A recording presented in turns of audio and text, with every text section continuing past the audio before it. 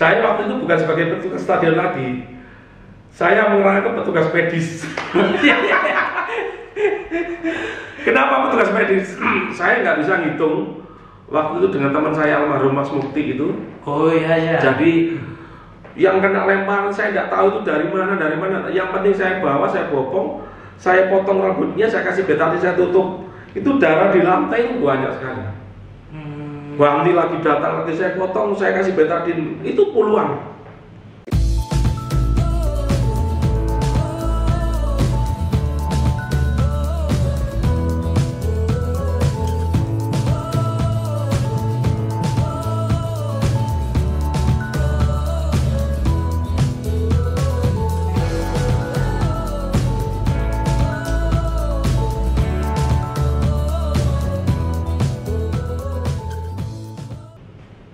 Selamat sore kawan-kawan. Kenapa sore? Karena sore adalah waktu yang menyenangkan untuk bermain sepak bola. Bertemu lagi dengan saya Miftahul Fahamzah di kanal YouTube Oma Bal-Balan. Sore hari ini kita mau ngomongkan tentang pengelolaan stadion, karena kan belum pernah ada ini obrolan tentang pengelolaan stadion. Nah, sore hari ini saya bertemu dengan Pak Suyanto. Saya manggilnya Pak Yanto, pengelola Gelora Delta Sidoarjo. Selamat sore Pak Yanto. Selamat sore. Pripun kabarnya Pak? Alhamdulillah sehat Mas. Nah, rileks kan Pak? Rileks. Sehat. Sehat Bang. Sehat alhamdulillah. Nah, ini kalau ngomong tentang Gelora Delta itu kan resmi digunakan di PON 2000. Iya. Kalau Pak Yanto sendiri di Stadion Gelora Delta ini sejak kapan Pak? Kalau saya itu persis tugas di Stadion Gelora Delta ini sebenarnya tahun 2000 itu juga. Pada saat menjelang peresmian PON itu kami sudah ditugaskan di stadion. Kan waktu itu masih menjadi satu juga dengan pengelolaannya kolam renang Mas. Jadi ada UPT waktu itu. Jadi kami ditugaskan di stadion ini. Jadi Pak Yanto sing mbau reksa stadion. Nggih. Ini tahu semua sudutnya stadion berarti Pak? Intinya begitu. Tahu. Tahu. Ini kalau pertanyaannya rada nggak enak ini. Nggih. Tribun ini kan ada sekitar 15 pintu. Iya. Terus ada pintu besar 4, pintu depan ada 3 samping-samping. Total ada sekitar 22 pintu lah Pak. Iya. Kuncinya apa enggak Pak? Kalau kunci itu Mas wajib hafal. Wajib hafal. Jadi di samping hafal untuk mempermudah itu kunci juga kita tandai. Misalnya kunci tribun sektor 4 sampai sektor 10 di ekonomi itu kita kasih label-label gitu untuk mempermudah. Wajib hafal menurut saya. Wajib hafal. Wajib. Nah, mengelola stadion ini kan besar Pak ya, kapasitasnya 35.000 Pak. Kapasitasnya persisnya itu 35.162. Persisnya. Dengan stadion sebesar ini. Iya. Pak Yanto pasti tidak bekerja sendiri ya. Iya. Ada yang membantu Pak. Kami ini dibantu oleh satu tenaga teknisi yang sama-sama ASN, Cak Mahmud, kemudian didukung juga dengan rekan-rekan dari petugas kebersihan stadion itu sejumlah 12 orang. Jadi itu yang kita maksimalkan untuk semua kegiatan yang ada di stadion ini. Gitu. Nah, kalau ngerawat stadion ini angel apa enggak sebenarnya? Ngerawat stadion itu gampang-gampang susah Mas. Gampang-gampang susah. Jadi memang intinya kita itu harus telaten sih, karena untuk rumput itu juga sudah ada rekanan sendiri yang mengerjakan, kebersihan ada sendiri, jadi kita harus koordinasi dengan baik lah. Karena apapun kita juga harus dituntut untuk siap, karena sewaktu-waktu kadang-kadang ada tamu, ada bapak-bapak yang menggunakan ini, mau nggak mau kita harus siap. Gitu. Perawatan rumput ini berapa waktu sekali untuk dipotong? Kalau penyiramannya? rumput itu pemotongannya 1 minggu 2 kali. Tepatnya hari Senin dan hari Kamis, kayak poso, motong. Kalau penyiraman itu tidak boleh terlambat. Meskipun hujan tapi gerimis-gerimis, tetap dilakukan penyiraman. Hampir tiap hari. Mulai pagi, tiap hari pagi sampai sore, sampai jam 4 itu full penyiraman. Tiap hari. Kadang-kadang kalau panasnya tinggi itu kita tambahkan malam hari untuk penyiraman. Jadi kurang sudah kelihatan di situ rumputnya atau tanahnya agak keras, berarti kita harus menambah lagi malam hari penyiramannya. Itu yang kita lakukan. Kerjanya berarti padat Pak ya? Sangat padat, sangat padat. Itu aja tidak ada kegiatan ya. Kalau ada kegiatan ya wis. Bahasanya budal dhisik mulai carry. Nah, ini kalau memang ada kegiatan ini Pak di Gelora Delta ini yang pertama jadi home base-nya Delta Sidoarjo ya. Lalu beberapa kali jadi home base-nya tim-tim yang lainnya, ada Persebaya Surabaya, ada Persipura Jayapura, lalu menyelenggarakan beberapa event yang cukup bergengsi. Seingat saya AFF, ada AFF 16, U19 ya, tim nasional Indonesia lawan Kamerun. Lalu yang pertama yang besar kalau nggak salah ada final Copa Jisansu ya, 2006 Arema lawan Persipura. Betul. Lalu ada 8 besar Liga Indonesia ketika Stadion Brawijaya kerusuhan terus dipindah ke sini. Beberapa kali pertandingan.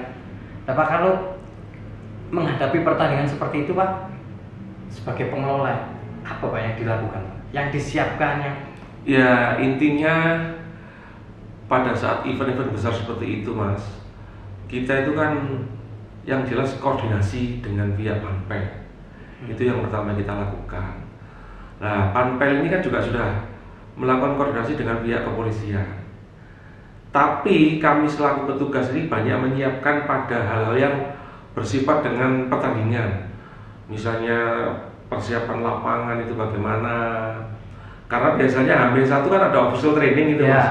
Jadi kita itu sudah hampir hafal lah kegiatan-kegiatan seperti itu. Kapan official training, kapan hariannya, apa yang kita siapkan itu kita sudah hampir hafal betul.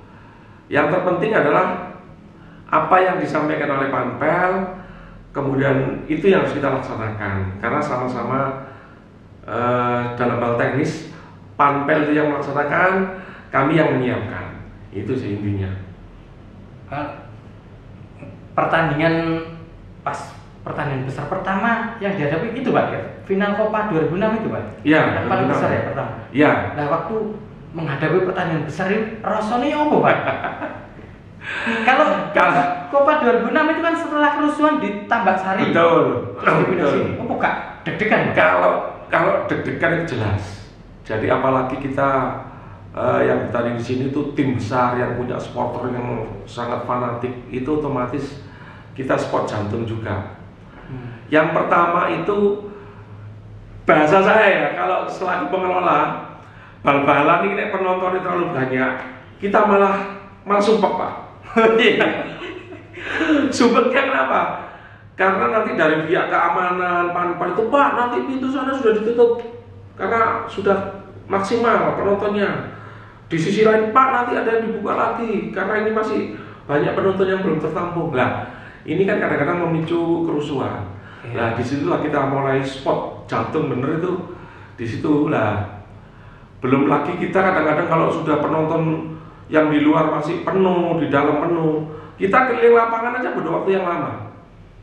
Untuk membuka dan menutup pintu sektor itu udah butuh waktu dengan banyaknya supporter itu. Jadi kalau ndredeg saya wis otomatis. Otomatis itu. Sudah lagi berkeliling, yang sana sudah. Pak yang sini Pak. Kau buka, Pak, kau nutup Pak. Jadi hal-hal ini yang kadang-kadang sering kita temui pada saat pertandingan-pertandingan besar. Belum nanti tekanan dari supporter yang terlambat masuk. Ini juga sangat-sangat mengkhawatirkan bagi kami selaku petugas. Karena masanya banyak di situ, ini ya yang kita alami selama ini kalau pertandingan-pertandingan besar itu. Nah, yang pengalaman 2006 itu Pak, itu kan setelah kejadian kerusuhan di Tambak Sari, Persebaya lawan Arema. nggak lama kemudian, ya sekitar 1 bulan kemudian lah segitu kan, Iya. geser lah finalnya Arema lagi yang main. Iya, betul. Main di Gelora Delta dengan kondisi Aremania banyak sekali yang datang ke Betul. Gelora Delta. Itu sama ini satu rukun enggak itu? Jadi gini, kalau pertandingan yang waktu itu final Copa itu memang mencekam ya, mencekam. Artinya supporter itu tidak datang dari 2 tim itu, tapi ada beberapa supporter lain yang sudah merangsek di luar stadion. Lah, disitulah kita udah mulai terasa. Jadi sebelum pertandingan di luar itu berapa jam sebelumnya itu udah mulai ada tekanan-tekanan dari supporter dan sebagainya. Itu ya sangat mengkhawatirkan bagi kami karena ya khawatir terjadi kerusuhan lah, intinya seperti itu. Apalagi seperti pintu-pintu yang rawan didorong seperti pintu darurat itu kan ada di bawah Ya. yang pintu G1, 2, 3, 4 lah. Itu kan kerumunan massa lebih besar mas. Itu sempat didobrak juga waktu itu di pintu G2 yang sebelah utara. Karena dipisah kan waktu itu supporter tamu dengan meskipun sama-sama kedua tamu, tapi kan ada yang Iya. tuan rumah waktu itu dipisahkan. Tapi ya nggak bisa dihindari. Ada beberapa supporter yang bukan dari tim itu yang masuk, termasuk dari masyarakat umum yang ingin menyaksikan, itu tambah lagi lebih berisiko dengan banyaknya massa di luar itu. Dan sebelum final 2006 itu Gelora Delta pernah ada tragedi kelam ya, Iya. 2003 kalau nggak salah. Betul. Delta Sidoarjo, Delta Delta. lawan Arema juga. Betul. Itu terjadi kerusuhan. Ya pas Leon rusuh tuh ngadepinnya ya apa? Jadi gini, justru kalau saya melihat waktu itulah yang menurut saya itu pertandingan yang paling ngeri mas. 2003 itu. 2003 itu dibanding dengan Copa itu. Kenapa? Waktu itu supporter Delta Mania itu kan baru terbentuk ya. Ya. Jadi tidak terlalu banyak. Sehingga supporter tim dari Arema waktu itu hampir memenuhi seluruh tribun. Nah, ternyata yang dari luar ada supporter lain yang kepingin masuk tapi tidak bisa karena kapasitas sudah penuh. Waktu itu kan belum ada sih kuota. Ya. Tidak ada pembatasan ya, sehingga hampir semua penuh. Lah, menjelang pertandingan babak kedua selesai itu kalau tidak salah waktu itu terjadilah saling lempar sampai pertandingan selesai. Saya waktu itu bukan sebagai petugas stadion lagi, saya mengerahkan petugas medis. Kenapa petugas medis? Saya nggak bisa ngitung waktu itu dengan teman saya almarhum Mas Mukti itu. Oh iya. Jadi yang kena lemparan saya nggak tahu itu dari mana. Yang penting saya bawa, saya bopong, saya potong rambutnya, saya kasih betadine, saya tutup. Itu darah di lantai itu banyak sekali. Ganti lagi datang lagi, saya potong, saya kasih betadine. Itu puluhan. Belum ditambah lagi yang di luar. Di luar tuh waduh kerusuhan, hampir semua gedung-gedung di area stadion ini kacanya hancur. Kemudian pintu itu hampir semuanya jebol, pagar PRC-nya hancur juga waktu itu. Itu paling parah kalau saya. Dan menjadi pekerjaan yang berat juga setelah pertandingan Pak ya? Betul, karena harus ada perbaikan.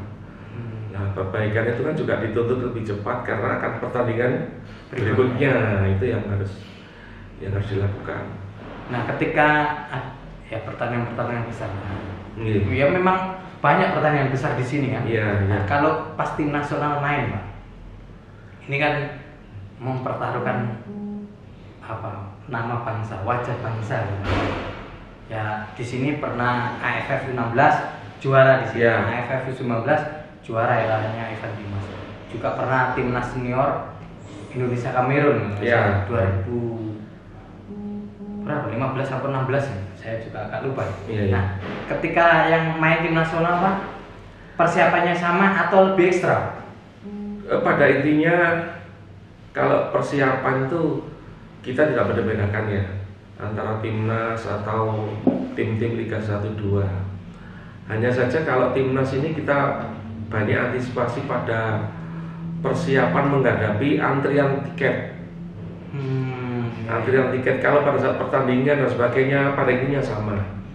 Tapi yang kita antisipasi sangat berat itu antisipasi antrian tiket. Kalau misalnya pertandingan dilaksanakan jam 15.30, itu jam 1 dini hari sudah antri, bahkan sampai ratusan meter antrinya. Itu yang harus kita bedakan di situ. Kalau yang lain-lain nggak ada masalah sih. Karena antusiasmenya berbeda. Betul. Dari banyak negara ya, banyak kota. Betul. Lah, kalau pas tim nasional main, Pak, budal metu teko omah jam piro? Berangkat dari rumah jam berapa, pulangnya jam berapa? Saya itu Pak, kalau setiap ada event, apalagi kalau mainnya itu 2 kali Pak ya. 1 kali aja saya berangkat itu paling tidak dari rumah itu anggap aja jam 6. Jam 6 pagi karena udah ada wasit itu. Iya. Jam D-nya mendekati itu kan ada dia pemanasan dulu untuk wasit. Kemudian kita juga sudah menyiapkan. Nah, setelah itu pertandingan kalau dilaksanakan jam 15.30, saya itu paling sore, pulangnya paling antara jam 11 jam 12. Karena saya harus menunggu sampai penonton itu bersih dan memastikan semua perlengkapan dari pihak TV dan sebagainya selesai, keluar baru saya mengadakan penutupan pintu gerbang dan sebagainya. Itu. Nah, kalau yang main malam, itu kan yang main 15.30 kan? 15.30 pulangnya jam 11. Kalau main malam itu ya nginep Mas, otomatis wis itu jatahe wis gak boleh. Jadi itu memang resiko sih. Kalau main malam itu anggap aja jam 19 ya. Ya. Main selesai. Kalau pertandingannya sih cuma sedikit 1,5 jam selesai. Tapi persiapan pembersihan ukur rampe dan sebagainya itu yang butuh waktu agak lama. Karena dari kebiasaan itu dari pihak kepolisian itu juga nggak langsung meninggalkan tempat. Oh iya. Biasanya standby sampai supporter betul-betul habis dan kondisi aman. Kemudian pihak keamanan keluar, baru kami mengadakan penutupan pintu itu. Jadi datang paling awal, pulangnya paling akhir. Semuanya yakin. Ya. Nah, kalau yang mungkin nggak banyak yang tahu ya. Kalau orang taunya beres pas pertandingan. Ya. Ada pertandingan tertentu Pak yang tiba-tiba main sore ini Pak. Ya. Main sore lalu tiba-tiba berawan mendung lah ya. Ya.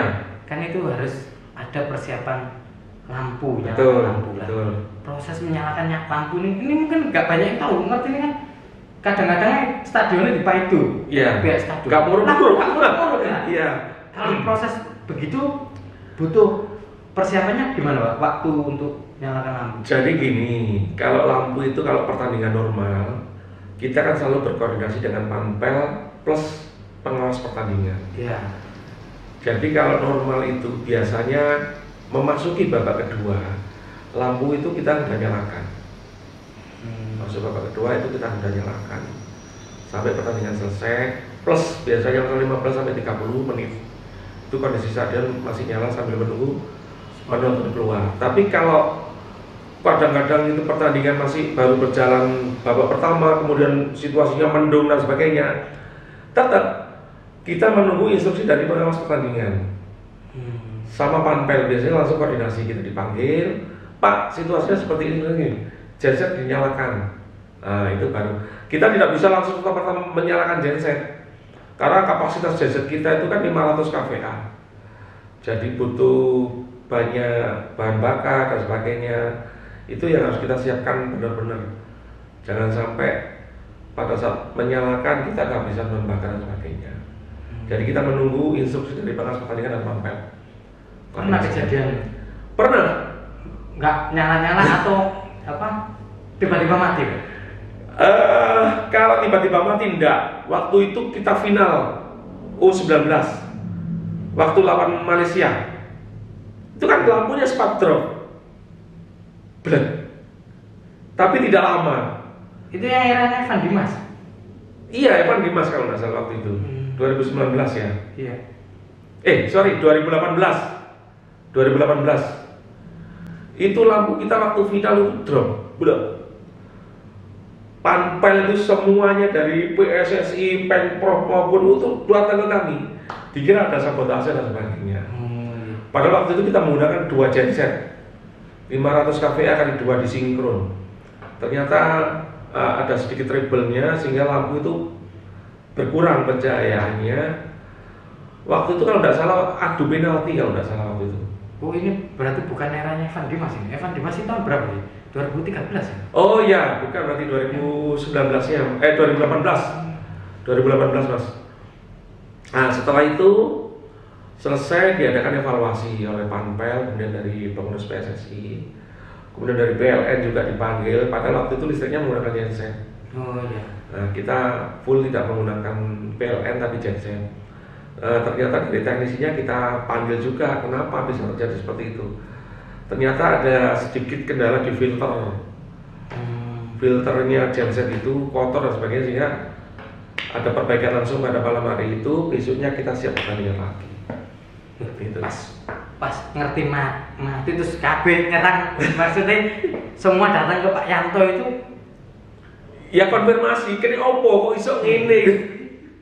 Apakah sabotase, apa benar-benar terjadi karena faktor alam dan sebagainya, atau faktor teknis, itu yang perlu dipertanyakan ke kita. Memang ya kita kan sampai sebutkan tadi membawa nama negara, semua dari Panpel, keamanan semuanya kan dituntut harus siap. Ya. Ketika untungnya waktu itu lampu itu tidak mati total, hanya redup, setelah itu beberapa menit normal lagi. Itu yang terjadi, sehingga waktu itu agak berhenti sebentar.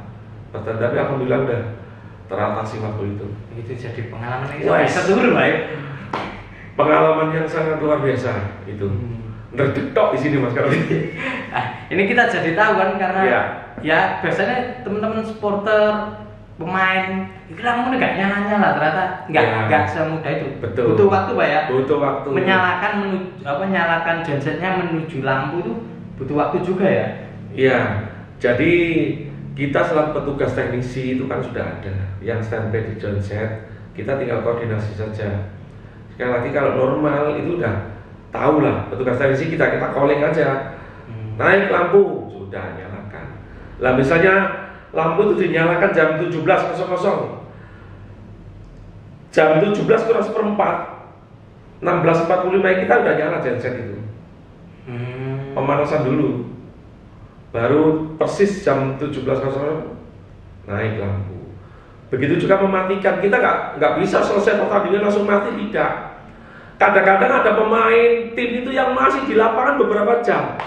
Ini yang kadang-kadang kita tetap mikir, wah, ini 9 jam nih, nanti ansal dan sebagainya, masuk angin. Nah, ini yang kadang-kadang sehingga kita lakukan koordinasi dengan BP, dengan Mabel, kita persilakan untuk masuk segera. Belum lagi nanti supporter yang foto, selfie dan sebagainya turun ke lapangan. Ini yang mengundang kerawanan di situ. Biasanya pihak-pihak keamanan juga ada di lokasi lapangan. Itu sih. Ini dari semua pertandingan Pak. Iya. Ya. Ini home base-nya Deltras, pernah jadi home base-nya Persebaya, Persipura Jayapura, lalu pertandingan yang lainnya juga tim nasional senior pernah main di sini, yang junior juga pernah main di sini. Tapi secara eskalasi pribadi Pak, pertandingan siapa yang paling bikin deg-degan? Kalau tim mana ya? Kalau saya jujur ya, ini boleh nyebut tim ya? Boleh. Kalau saya nyebutkan tim boleh, itu pada saat ketika Persebaya bermain di sini. Kenapa? Itu ya, siapa sih yang nggak kenal dengan tim Persebaya ya Mas ya? Didukung dengan fanatik yang luar biasa, sehingga kadang-kadang menimbulkan kekhawatiran bagi kami selaku petugas di stadion ini. Ya itu tadi, resikonya ketika kami mau melaksanakan pembukaan pintu, itu kan kami coba dikawal sama petugas keamanan. Pintu ketika kami buka itu di belakang kami udah ribuan. Yang lebih lucu lagi, sampai tahu nggak itu pintu G1, G2, G3, G4? Iya, yang itu bawahnya itu kan paving Mas. Iya. Paving kan. Ngono lagi digali, papinya diambil, pasirnya didudui, itu dibrosoti lagi. Dan itu saya juga nggak saya, wah kita usir tidak. Saya lihat aja sambil saya nikmati sampai sakmono ya arek itu loh. Belum lagi diletasinya antar sektor 1 sektor 2 itu kan ada ya. Kira-kira berapa senti sambungan itu? Ya. Itu dipendek mas. Spanduk dilulur naik kayak cecek gitu loh. Dan itu beberapa anak. Begitu naik di atas, Jadi yang paling deg-degan malah paling deg-degan itu Persebaya ketika main di sini itu. Ya, termasuk kemarin kan beberapa kali di sini dan ya. Final Piala Gubernur Jatim yang terakhir juga di sini kan. Betul. Penuh sesak. Kalau deg-degannya Persebaya Pak. Persebaya. Tapi kalau meleannya tim nasional ya. Karena antrian malam hari. Betul. Iya karena biasanya pertandingannya sore atau malam tiketnya buka jam 8, jam 9 ya, betul. Tapi jam 01 dini hari itu sudah antri betul. Ya apa Pak caranya ini? Apa ya meyakinkan keluarga karena kan ya apapun ya ini pekerjaan betul. Tapi kan ada komunikasi dengan keluarga bojone sekolah kalau nonton stadion gitu Pak. Jadi begini, kebetulan kami ini melakukan pekerjaan ini kan jauh hari saya sebelum menikah. Itu pekerjaan-pekerjaan seperti ini sudah sering kami lakukan. Nek nginep di kantor, nginep di tempat pekerjaan itu sudah biasa bagi kami. Kemungkinan itulah yang membuat dari keluarga kami itu memahami. Wis kalau ada pertandingan sepak bola, ojo diharap-harap mulai nih awan, mulai nih sore, ini mesti kok iki mesti nginep itu wis sudah apa. Nah jadi saya tanpa konfirmasi pun biasanya keluarga dari istri maupun anak kami itu sudah hafal, oh itu mesti mulai dan pengira dan sebagainya. Itu sih. Nah ini menyangkut juga keluarga. Ya. Karena pertandingan sepak bola itu selalu dilakukan, dijadwalkan di akhir pekan. Ya. Jumat, Sabtu, Minggu. Padahal sebagai ASN ya. itu Sabtu Minggu waktunya berlibur dan anak sekolah juga waktunya berlibur. Betul. Nah kalau membagi waktu bersama keluarga, apa ini? Harusnya kan Sabtu Minggu waktu bersama keluarga. Tapi Sabtu Minggu justru ada di stadion.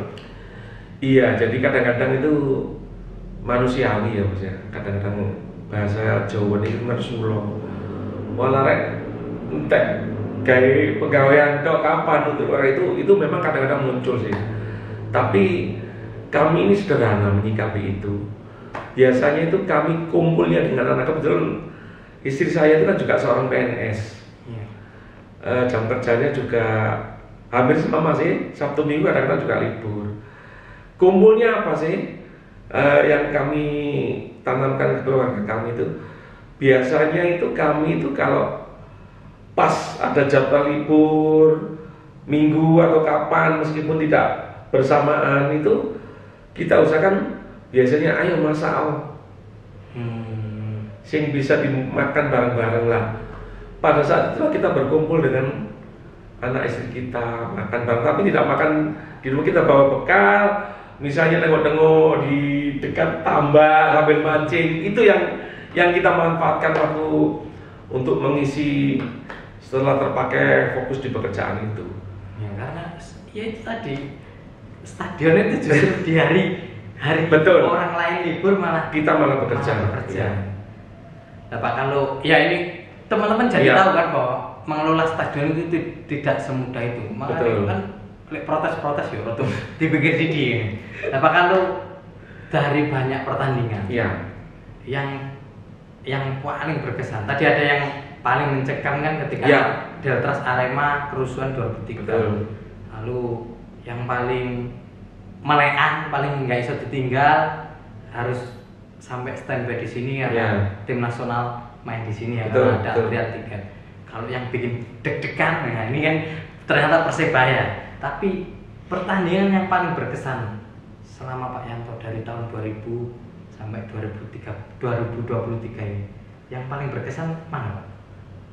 Kalau yang paling berkesan itu sepertinya Deltras. waktu itu Deltras itu mendatangkan kalau nggak salah trio Argentina.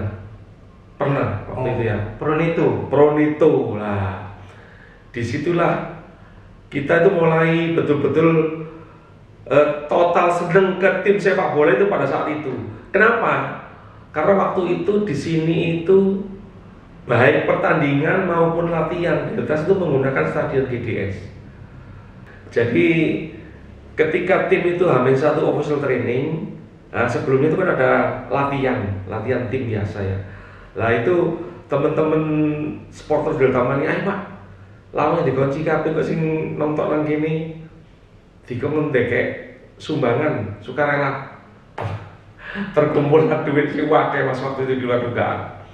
Lah disitulah kita mulai ternyata animo masyarakat seperti ini ya kita bilang. Disitulah kadang-kadang muncul kreatifnya teman-teman itu Mang. Jadi untuk membatasi supaya kami itu maksudnya sampah tidak terlalu banyak dengan banyaknya penonton itu, bagaimana caranya? Akhirnya teman-teman dengan Delta Mania itu kita lakukan, ayo Pak. Nah, jadi yang paling berkesan malah justru Deltras di eranya. Iya. Pronito. Betul. Ya? Iya itu. Haryono. Betul. Iya ya. Iya. Tak kira yang paling berkesan tadi ketika Evan Dimas dan kawan-kawan juara di sini. Tidak. Jadi secara keseluruhan memang kalau timnas itu udah nggak bisa disamakan dengan tim-tim Liga 1. Oh iya. Otomatis lah. Timnas itu kemarin itu kita di luar sama di dalam itu hampir sama kok. Otomatis itu dari sisi apa ya kebanggaan itu memang ya, tapi kalau di tim bawahnya itu tetap Deltras waktu pertandingan Pronito. Iya, itu animo masyarakat luar biasa. Nah itu kalau boleh disebut salah satu momen yang paling tidak terlupakan, kalau yang itu tadi tidak terlupakan yang paling enak, kalau nggak enak yang tidak terlupakan. Saya itu Mas, mohon maaf ya, momen yang paling nggak enak itu kalau nggak salah di tahun 2017-18an kalau nggak salah. Waktu itu yang bertanding itu antara Bayangkara melawan Persela. Oh iya. Yang tribunnya ditutup itu Pak ya, sektor sana itu. Jadi penonton terlambat masuk, harusnya Persela itu ada di sektor 4. Ya. Tiba-tiba supporternya Persela digeser di pintu di sektor 7. Ini kan nggak lazim itu, mendekati kick off itu supporternya dipindah. Lah disitulah ada informasi kalau Pak Kapolda itu nggak bisa masuk. Padahal Pak Kapolda itu udah di atas. Lah saya kunci itu nggak saya buka, pintu-pintu itu masih saya tata, pintu satu sampai semua di meja itu. Lah saya di situ tuh dimarah oleh petugas keamanan, hampir ditempelin. Sampai dipanggil itu ke lapangan, sampai jam pertandingan saya masih dipanggil. Iya. Wah, nggak bisa tanggung jawab. Padahal untuk membuka pintu itu nggak mungkin saya lakukan sendiri. Harus ada pendampingan dari petugas dan panpel. Nah, karena ada simpang siur informasi itu, loh kok Persela dipindah di sektor 7, tuan rumah di sektor 4. Nah, saya ditatangi sampai dengan keamanan bauannya. Saya kasihkan kuncinya. Ini rumah saya membuka saja. Saya nggak mungkin bisa membuka. Karena sampai udah ngamuk duluan dengan saya. Akhirnya mau nggak mau saya tetap saya buka. Pintu-pintu sektor itu saya buka semua. Kemudian dalam pertandingan itu sempat difasilitasi juga dari pihak keamanan untuk mencari solusi apa sih yang terjadi tadi itu. Akhirnya ditemukan gitu loh Mas. Itu saya jujur aja istilahnya waktu aku salah-salah nyambut kayak gini terus karena menjadi tumpuan kesalahan. Iya. Itu yang kadang-kadang saya ngersulo yang kok iso kok ini kok saya jadikan itu saya pernah ngalamin seperti itu. Yang kedua, saya juga dituntut oleh supporter Lamongan Persela waktu itu minta ganti rugi. Itu jadi ke saya kan masuknya terlambat, betul. Mendekati babak kedua. Itu yang ternyata bukan ditemui pada pihak yang bertanggung jawab atau pampel atau bagaimana, itu ditemukan ke saya.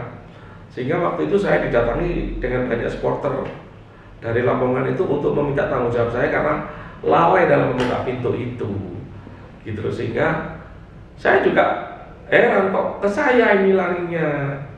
Akhirnya ada pembicaraan lah dengan pihak panitia, dengan pihak keamanan, termasuk kami, ada solusi di situ. Itu sih menurut saya paling momen paling nggak menyenangkan. Iya, saya ingat itu pertandingan Bayangkara lawan Persela karena supporter Persela tertahan di luar baru bisa masuk. Dan banyak waktu itu juga banyak supporter Persela. Karena nggak ada supporter yang Bayangkara. Betul, ya. Persela akhirnya baru bisa masuk sekitar mendekati babak kedua. Betul. Itu yang paling menyakitkan, Mbak. Paling menyakitkan. Paling memori nggak enak. Iya, jadi meja ruangan itu soal tahu, waduh, buka pintu aja nggak bisa. Padahal rekan-rekan kami itu sudah ada di pintu masing-masing. Iya. Cuma untuk membuka itu nggak ada yang di posisi pintu gerbang itu. Ya, pengamanan. Iya, nggak berani kita. Itu sih. Tapi ya saya memaklumi karena dianggap di meja saya waktu itu kuncinya kan masih banyak. Iya. Padahal pintu itu kalau pertandingan kan nggak semuanya dibuka. Paling sektor 4, sektor 7, sektor 10 untuk ekonomi itu dua-dua pintu itu sudah cukup. Itu melihat kunci di depan saya masih banyak dianggap dia dah dibuka itu muncul kemana. Itu sih paling saya ingat. Bertemu yang meskipun pernah menghadapi kerusuhan, menghadapi pertandingan besar, atau yang paling nggak menyenangkan Bayangkara lawan Persela itu. Bapak kalau boleh berpesan nih buat teman-teman supporter, buat teman-teman pemain, teman-teman pengelola tim lah ya, karena mengelola stadion itu tidak mudah. Apa Pak yang perlu disampaikan buat mereka biar ya sama-sama aware, sama-sama enak nonton bolanya dan memainkan bolanya, Pak? Kalau saya sih berpesan ke rekan-rekan terutama supporter, ikut anggar beni lah. Kalau bahasa kami itu anggar beni, ikut memiliki sarana yang sudah ada ini dengan susah payah kita pelihara supaya dibuat pertandingan itu tidak ada halangan dan sebagainya. Tapi ketika ada sedikit permasalahan di lapangan, ada kerusuhan sehingga sarananya itu rusak dan sebagainya, ini sih yang kita prihatin. Tapi saya melihat beberapa perkembangan sekarang ini jauh lah. Pola pikirnya teman-teman supporter itu udah hampir jauh dengan 10 atau tahun yang lalu itu sangat-sangat berbeda. Sudah mulai muncul kesadaran. Itu sih. Sekali lagi ikut anggar beni. Siapapun. Karena kan ya kalau stadionnya rusak yang rugi timnya itu sendiri, Anda sendiri, betul. Itu sih. Nah, itu kawan-kawan, obrolan bolanya agak berbeda ya. Kita ngobrolkan tentang stadion, tentang pengelolaan stadion karena ya apapun sepak bola butuh lapangan untuk ditonton, butuh tribun kan, butuh stadion. Ini pengalaman dari Pak Yanto, pengelola Stadion Gelora Delta.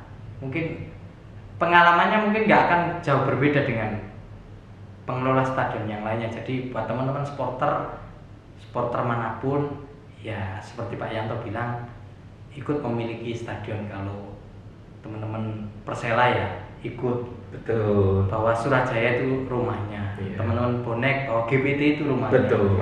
Teman-teman Persisolo bahwa Manahan itu adalah rumahnya. Ya semua sama. Karena ya seperti Pak Yanto ceritakan tadi, nggak mudah mengelola stadion yang sebesar ini. Meskipun koyoke gak nyambut gawe hari-hari biasa, tapi tetap bekerja karena untuk biar rumput tetap terjaga, stadion tetap bersih. Itu dulu kawan-kawan obrolan bola kali ini. Pokoknya kalau mau menikmati obrolan bola, apapun tentang sepak bola, di sini saja di Rumah Bal. Matur nuwun Pak Yanto. Sami-sami Mas. Selamat sore. Sore.